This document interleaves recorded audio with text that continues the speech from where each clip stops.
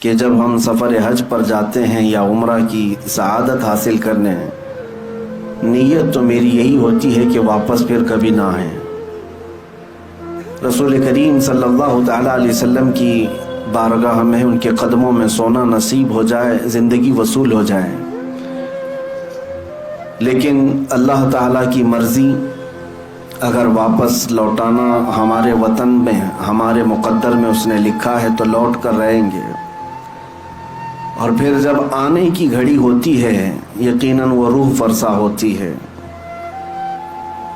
مدینہ طیبہ سے واپسی کی گھڑی واقعی ایک سچے محبت کرنے والے عاشق کے لیے بہت ہی سخت امتحان کی گھڑی ہوتی ہے۔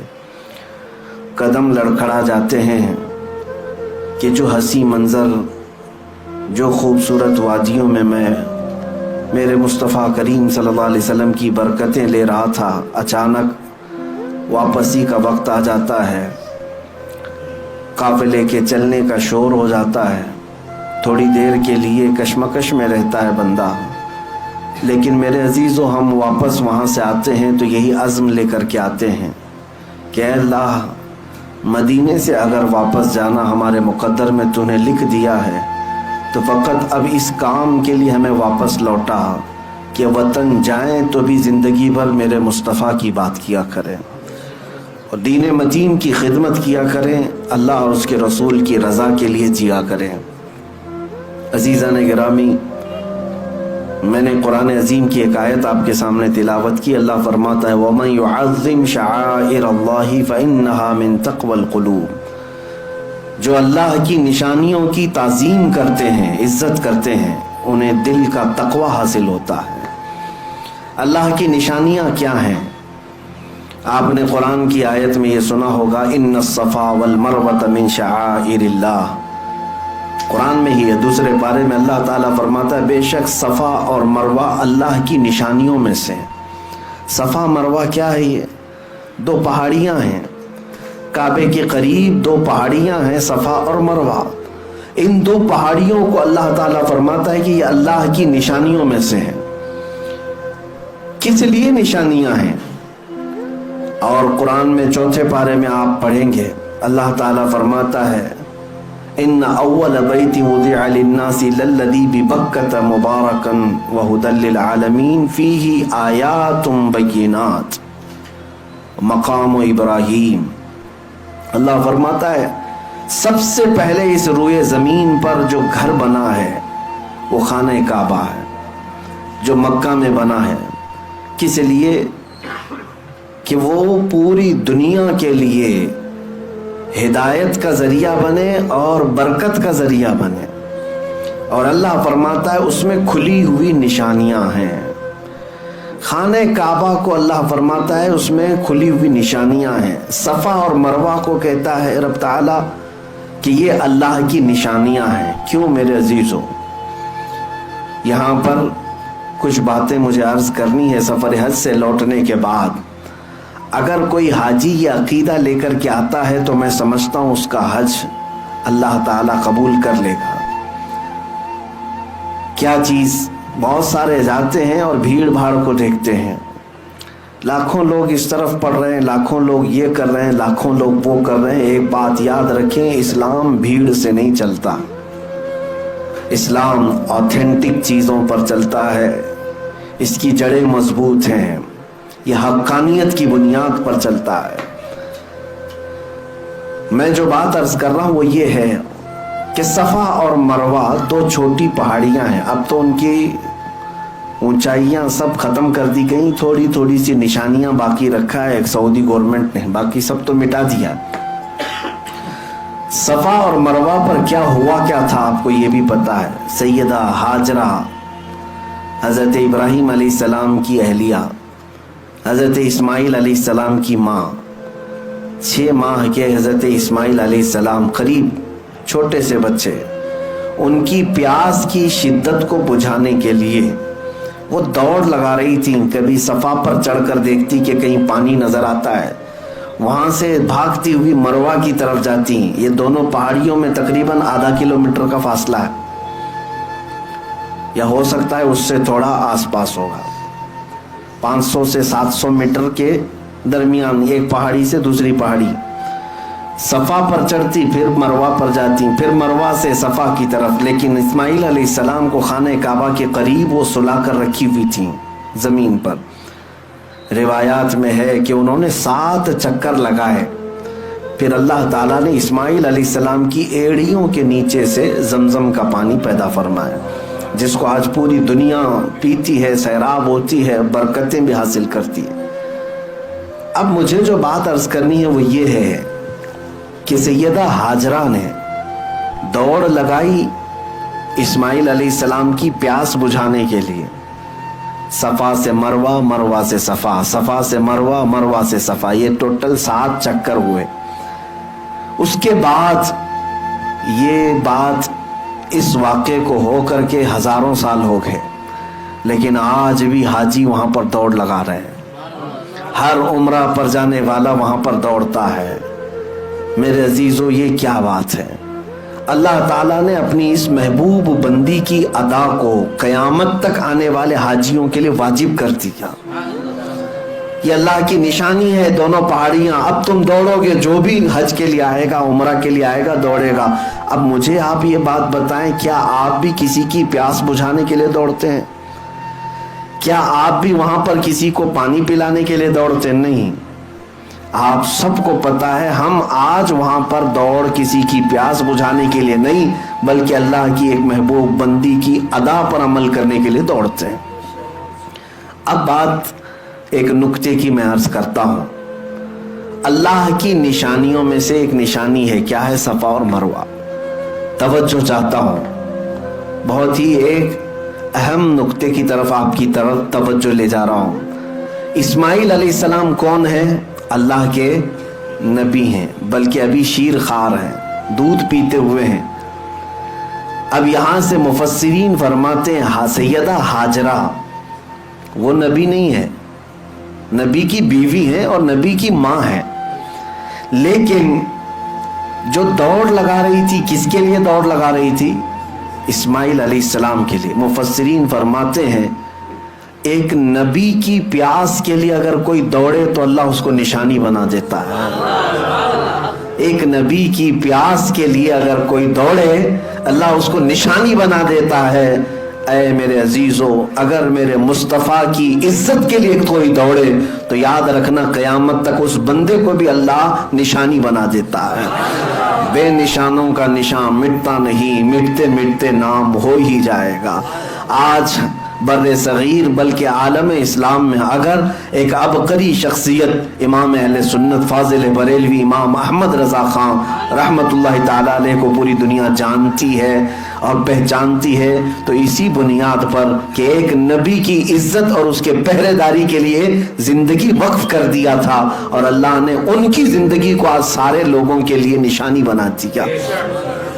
میں اللہ کی نشانیوں میں سے جو نشانیاں ہیں اس کو یہ سمجھ کر کے آیا کہ اب ہمیں اللہ تعالیٰ کی نشانی اگر بننا ہے تو میرے عزیزو نبی کی عزت اور ان کی محبت کے لیے دوڑ لگانا ہوگا. وہاں پر بہت ساری چیزیں ہیں, لیکن ایک محب رسول جاتا ہے تو اپنے حبیب کی خوشبوئیں وہاں ڈھونڈتا ہے. بعض بدبخت جاتے ہیں, وہ کہتے ہیں کہ یہاں پر آپ مصطفیٰ کریم صلی اللہ تعالیٰ علیہ وسلم کا نام لینے کی بھی ضرورت نہیں. نعوذ باللہ من ذالک. کئی ایسوں سے میری ملاقات بھی ہوئی, وہ کہتے ہیں کہ وہ آئے تھے اور اپنا پیغام دی اور چلے گئے, وہ اتنے امپورٹنٹ نہیں ہے. قرآن امپورٹنٹ ہے, کعبہ امپورٹنٹ ہے. آپ آئے ہیں یہاں پر تو کعبے کا طواف کیجئے, قرآن کی تلاوت کیجئے. نبی نبی کیا کہتے ہیں, یہ ان کی مت ماری گئی ہے. میں نے ان سے کہا کہ نبی اہم نہیں ہے. ایک وہیں کے مقامی رہنے والا برسوں سے رہتا ہے, وہ کہہ رہا تھا کہ نہیں وہ اہم نہیں ہے, قرآن اہم ہے, کعبہ اہم ہے. میں نے کہا احمق کو دیکھو, اگر نبی اہم نہیں ہے تو ایک غیر اہم شخص اگر قرآن لا کے دیا ہے تو قرآن کیسے اہم ہو گیا؟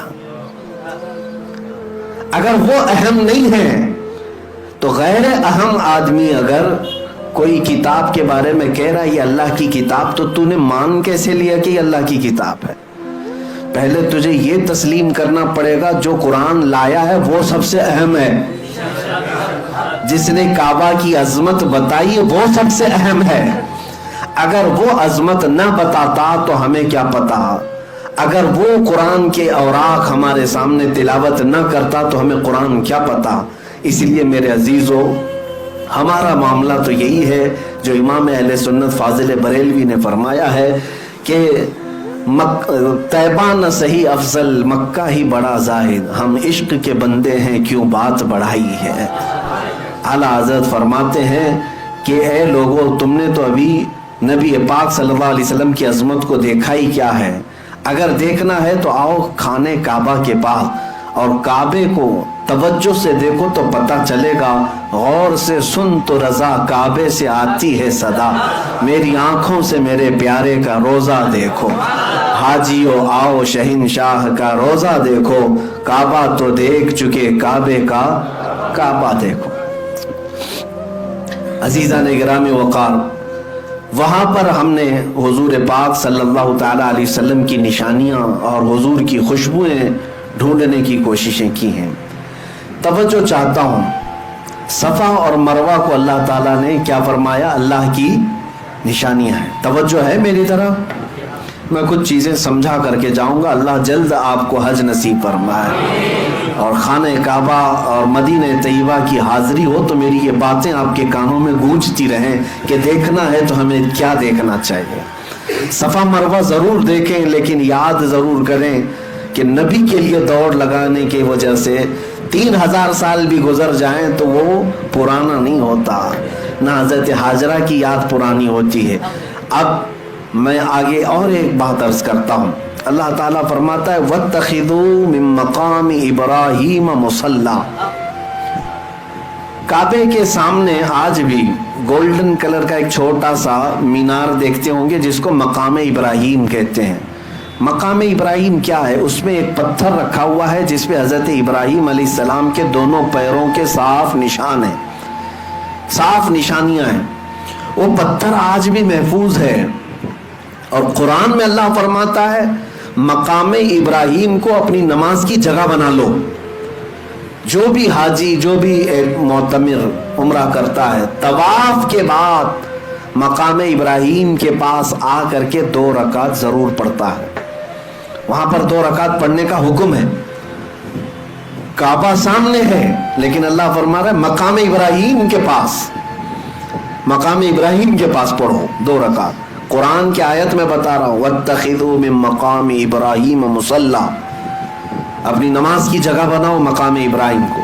اب ہم نے محسوس کیا، تحقیق کیا تو سارے لوگوں کی زبان پر ایک ہی بات جاری، اور وہاں پر بھی جا کر کے آپ پوچھیں گے، کچھ لوگ اس کے ارد گرد کھڑے بھی رہتے ہیں محافظ کی حیثیت سے، کچھ پولیس والے اور کچھ لال دوپٹے والے۔ وہ لوگ جب بھی آپ سوال کریں گے تو یہی کہیں گے کہ یہ پتھر ہے جس پر کھڑے ہو کر کے ابراہیم علیہ السلام نے کعبے کی تعمیر کی، اور ظاہر سی بات حقیقت ہے، تاریخ بھی ہے۔ وہ پتھر کی ایک تاریخ یہ ہے کہ ابراہیم علیہ السلام اس پتھر پر کھڑے ہو کر کعبے کی دیواریں بلند کرتے تھے۔ دیوار جتنی بلند ہوتی تھی پتھر بھی اونچا ہو جاتا تھا۔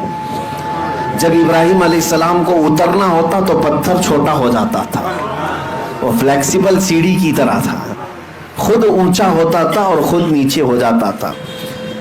اب یہ پتھر ابراہیم علیہ السلام کی خانہ کعبہ کی تعمیر کرنے کی نشانیوں میں سے ایک نشانی رکھی گئی ہے، محفوظ ہے۔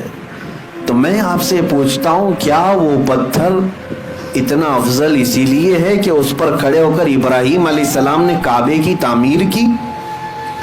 میرے عزیزوں، مشہور تو یہی ہے، لیکن عشق والوں کی زبان سے پوچھیں تو ان کی تحقیق میں ایک اور باب کا اضافہ بھی ہوتا ہے۔ فرماتے ہیں مفسرین کہ اس پتھر کی ایک یادگار اور بھی ہے، صرف کعبے کی تعمیر نہیں ہوئی اس پتھر پر کھڑے ہو کر، بلکہ جب خانہ کعبہ کی تعمیر مکمل ہوئی تو اس پتھر پر کھڑے ہو کر ابراہیم علیہ السلام نے ایک دعا کی تھی، ربنا وبعث فیہم رسولا من انفسہم یتلو علیہم آیاتہ وَيُزَكِّيهِمْ وَيُعَلِّمُهُمُ الْكِتَابَ وَالْحِكْمَةَ إِنَّكَ أَنْتَ الْعَزِيزُ وَيُعَلِّمُهُمُ الْكِتَابَ وَالْحِكْمَةَ وَيُزَكِّيهِمْ إِنَّكَ أَنْتَ الْعَزِيزُ الْحَكِيمُ۔ ابراہیم علیہ السلام نے اس پتھر پر کھڑے ہو کر یہ دعا کی تھی، اے ہمارے رب یہاں پر بسنے والوں میں سے ایک رسول پیدا فرما، ایک رسول پیدا فرما جو لوگوں کے دلوں کو صاف کرتا ہو اور کتاب و حکمت کی انہیں تعلیم دیتا ہو۔ مولا بے شک تو حکمت والا اور غالب حکمت والا ہے۔ ابراہیم علیہ السلام نے اس پتھر پر کھڑے ہو کر کے دعا کیا کی تھی؟ اے اللہ ایک رسول پیدا فرما۔ اب میں آپ کو بتاتا ہوں پوری تاریخ میں ابراہیم علیہ السلام سے لے کر آج تک تقریباً 4000 سال کے عرصے میں مکہ میں سوائے میرے مصطفیٰ کے کوئی اور رسول نہیں پیدا ہوا، کوئی اور رسول نہیں آئے۔ ابراہیم علیہ السلام نے دعا کی تھی، ابراہیم علیہ السلام اس پتھر پر کھڑے ہو کر دعا کیے تھے۔ آپ کی دعا کے نتیجے میں تقریباً 2000 سال کے بعد یا 1500 سال کے بعد اگر اس مکے میں کوئی جلوہ فگن ہوا تو وہ آمنہ کا لال پیدا ہوا، تاجدار کونین رحمت عالم مصطفیٰ کریم صلی اللہ علیہ وسلم اس مکہ میں تشریف لائے۔ اور اتنا ہی نہیں کہ میں یہ صرف اور صرف قیاس آرائیاں کر رہا ہوں، بلکہ خود میرے آقا نے فرمایا اے لوگو تم جانتے ہو میں کون ہوں، تم جانتے ہو میں کون ہوں؟ اور لوگوں سے کہا سنو، عیسیٰ علیہ السلام جس کی بشارت دیتے تھے اور ابراہیم علیہ السلام جس کے لیے دعا کرتے تھے، میں وہی رسول ہوں۔ تو اب میں آپ کے ذہن کو قریب کرتا ہوں، اس پتھر کی عظمت کا معاملہ اب اور بدل گیا۔ کہا گیا، مفسرین فرماتے یہ پتھر اس لیے بھی افضل ہو گیا کہ اس پتھر پر کھڑے ہو کر ابراہیم علیہ السلام نے ہمارے رسول کو مانگا تھا، ہمارے رسول کے پیدا ہونے کی دعا کی تھی، اور اللہ تعالیٰ نے ابراہیم علیہ السلام کی دعا قبول بھی کی، اور اللہ کریم نے ابراہیم علیہ السلام کی اولاد میں ہی میرے نبی کو پیدا فرمایا۔ میرے عزیزو، مکہ مکرمہ میں جائیں تو جگہ جگہ عبادات ہیں، ریاضات ہیں، جگہیں تو سب عبادت کی ہیں، لیکن اگر سچا عاشق ہو تو وہ اپنے نبی کی خوشبوئیں وہاں ڈھونڈتا رہتا ہے۔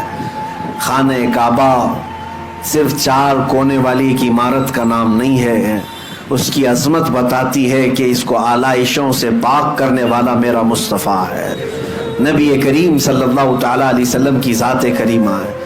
آپ کو یہ بھی میں بتاؤں، خانہ کعبہ کے پاس طواف کرنے کے بھی جو انداز ہیں وہ بھی آج ایک الگ انداز رکھتے ہیں۔ آپ تو دور بیٹھے ہوئے گھومتے ہوئے لوگوں کو دیکھتے ہوں گے، نہیں اس کے مکمل آداب ہیں، اس کے طریقے ہیں۔ خانہ کعبہ کے 7 چکر طواف کرنے ہوتے ہیں، حجر اسود جہاں لگا ہوا ہے وہاں سے طواف شروع ہوتا ہے اور پھر گھومتے ہوئے واپس وہیں آتے ہیں۔ اب انداز کیا ہونا چاہیے؟